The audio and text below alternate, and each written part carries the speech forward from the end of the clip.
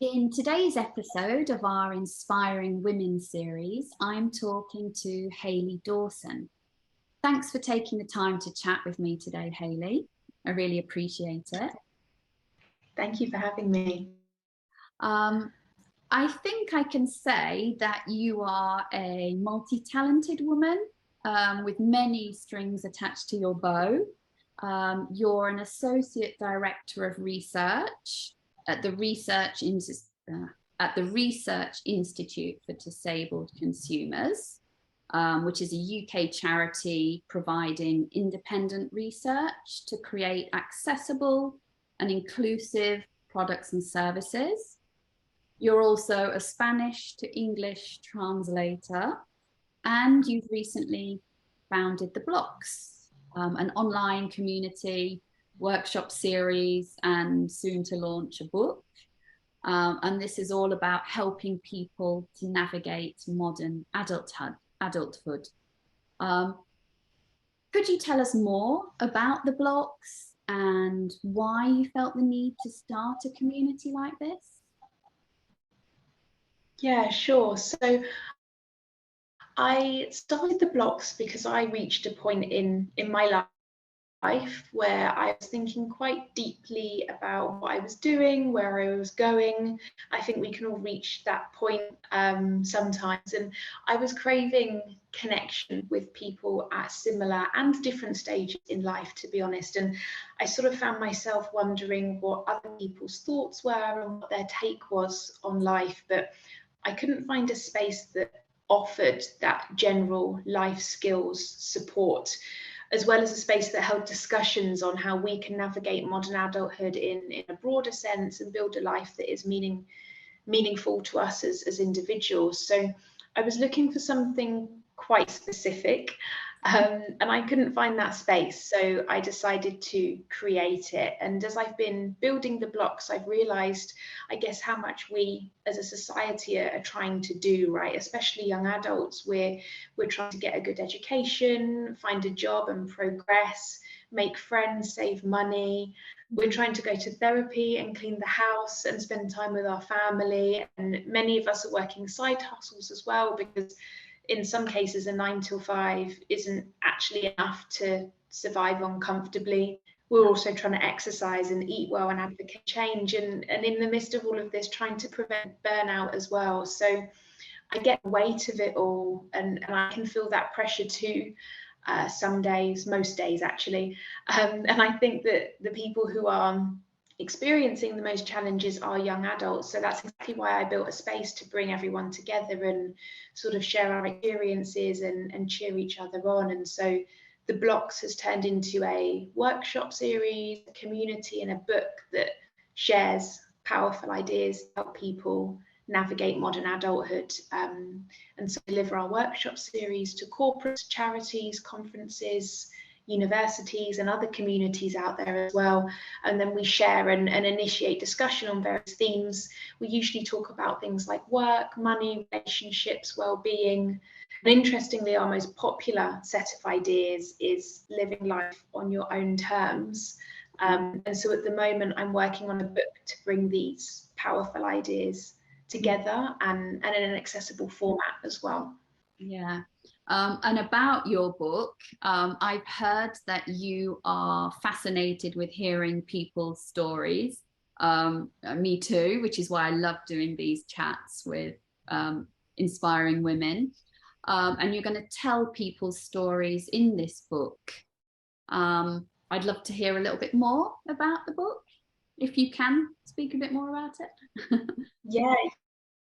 Yeah, I can, sure.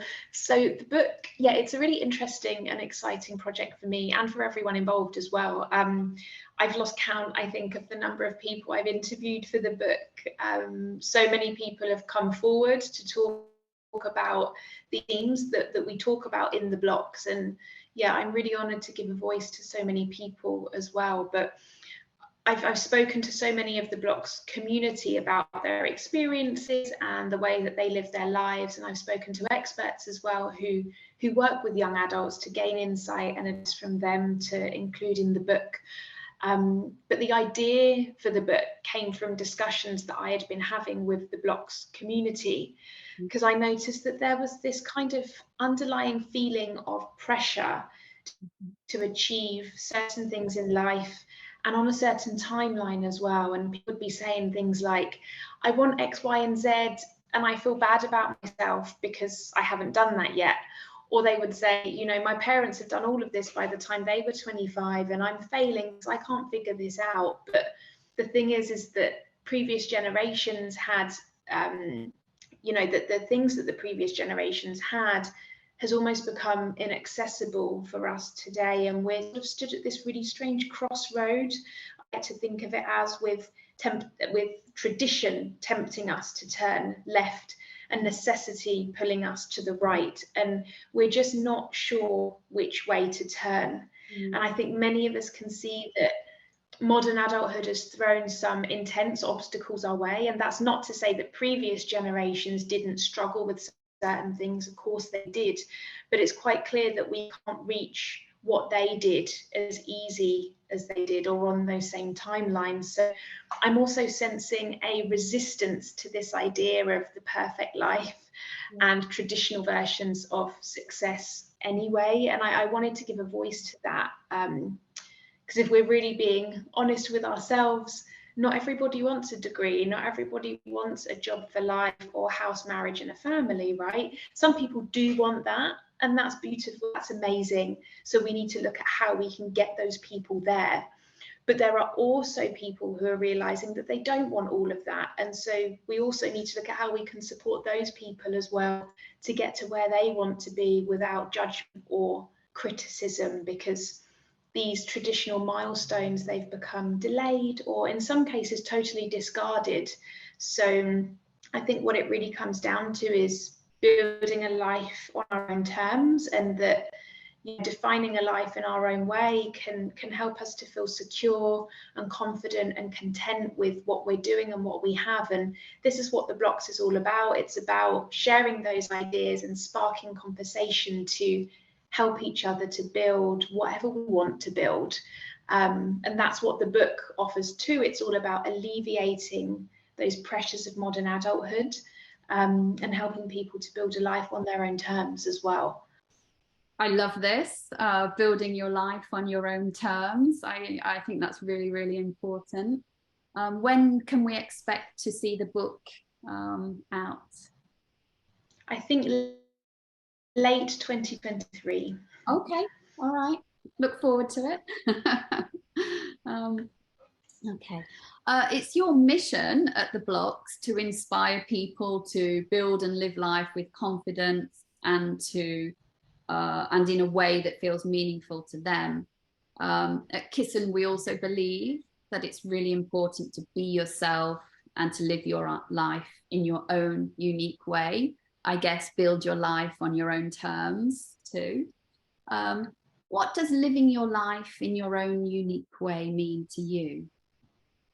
I love this question, and I think it's so important to ask ourselves this and to just consider it, even because so many of us spend so much time, effort working towards something to then feel flat, right? And we feel flat because we may have not even wanted that thing that we've just worked towards anyway. So I think this is such an important question for just everyone to ask themselves as well. But when I think about living my life in my own way, I've always come back to how I feel. So I'm not particularly materialistic, and I don't have lots of things. I don't feel particularly tied to the more traditional version of how people have built their lives in the past. And I think it's important to know how you want your life to make you feel. So you don't have to be constantly working or grinding in order to be successful, whatever that even means, or living. So for me, life used to feel stressful and difficult and conflicting in so many different ways. But now when I think about living my life in my own unique way, I realize that actually I just desire a set of positive feelings.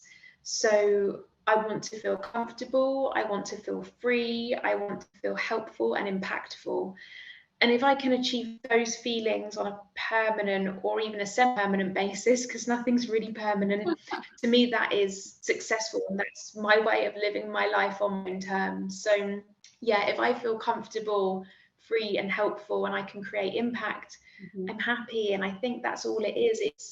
It's a feeling, right? And it may sound simple, but it took me a really long time to work this out. So every time I would set myself a goal or would tell myself that I wanted to achieve something, I would question myself.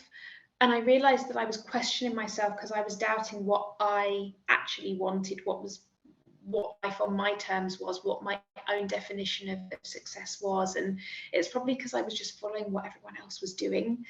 And I used to define living my life by maybe the amount of money I earned, or my job title, or the accolades I had, and whether I was keeping other people happy or keeping up with their expectations of me. But I never actually thought of myself and what I wanted. And what I want is to work really in a way that suits me and encompasses my interests. I want my business to have a positive impact on society, and to just earn enough to be comfortable and some, but not necessarily anything excessive, right? And then, of course, to be surrounded by the people I love. So that's how I want my life to look and feel. And some people might think that sounds awful. Others might think that that sounds like a pretty good life. And yeah. yeah, and that's the thing, isn't it? It's, you know, living life in your own unique way. It's relative, isn't it? Definitely. Yes, exactly. How you want to live your life is probably different to how I want to live my life, and the next person how they want to live their life. But as you said earlier, it's important that you are doing it for you and not just what other people are doing and what you think you should be doing. I think that's really important. Something else we say at Cyssan is be unconventional and embrace your uniqueness. Would you call yourself an unconventional woman? Yeah, this is a really interesting question. Like, unconventional in the sense that I don't feel particularly bound to societal expectations. Absolutely. And you know, I know that the things that I'm working on and the way that I work are a bit different. So those were the things that I noticed maybe set me apart, especially in the early days when I started working in this way. For example, pivoting my career, building a business, working on multiple projects at a time as well. And I had a stint living abroad too. But all of those things, so I guess unconventional in that way, yes. But all of these things I see in other women as well, many other women. And I think that's incredible, isn't it? I think there are so many of us that are breaking convention and tradition. And so that's almost becoming the norm. And sort of, I think in general, the modern woman is unconventional. I see so many women and non-binary people as well doing brilliant things, working in different ways and creating real positive impact that we've never seen before. And we have so much freedom and choice and opportunity that we didn't even have just a couple of decades ago. And yeah, I guess I can see that we're embracing that, aren't we? And we're taking it and running with it, which is amazing, although there's still a long way to go. So yeah, I would consider myself an unconventional woman in some ways, and I love that there are so many others that I see that are embracing that as well. And as you know, we designed our Cyssan watches to be worn in a more unconventional way, with the watch face on the inside of the wrist. Had you ever worn a watch this way before? No, I hadn't. This is my first time wearing it in this way. But I actually have a friend who always wears a watch and wears it in this way. And I've always seen her do that. And I thought it was quite interesting. I'd never asked why. It was just sort of a kind of characteristic of her, really. So I hadn't tried it until now, but I don't think I go back to the usual way. I quite like having the strap like that and the face on the inside. Yeah. Mm-hmm. Does it feel comfortable wearing it like this? Does it feel less intrusive? Yeah, it does. It feels lovely and it's comfortable as well. I like that the face sits on the inside of my wrist because it kind of feels like I'm protecting it, right? Like nobody else can sort of see that there. And I was thinking about this earlier, that it fits really well with something that I try to do with my time, which is to protect it. I think that we all manage our time to a certain extent, but I actively try to protect my time before I have to manage it, because, and you know, protecting my time looks like doing more of the habits that fuel my energy so that I can make the most of my time. It looks like setting clear boundaries, and it also looks like saying no more than I say yes. So those are the things that I try to practice to protect my time.